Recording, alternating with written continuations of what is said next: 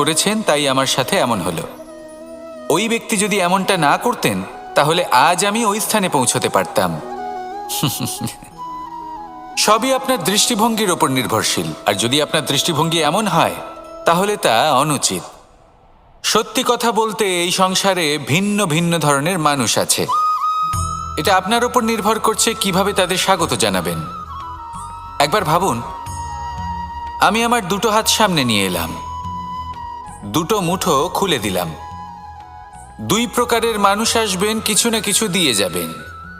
এই মুঠো যদি আমি বন্ধ করে দিই তাহলে না কেউ আমাকে কিছু দিতে পারবে, না আমার কিছু যাবে আসবে। নিশ্চয়ই বুঝতে পারছেন এই দুই ধরনের ব্যক্তি কারা এবং তারা কি দিয়ে যান। আমি যদি নিজের মুঠো খুলে দিই তাহলে কিছু ভালো মানুষ আসবেন, আমাকে আনন্দ, সন্তুষ্টি, জ্ঞান প্রদান করে যাবেন, ভালো অভিজ্ঞতা দিয়ে যাবেন। কোনো খারাপ ব্যক্তি যদি আসেন তাহলে তিনি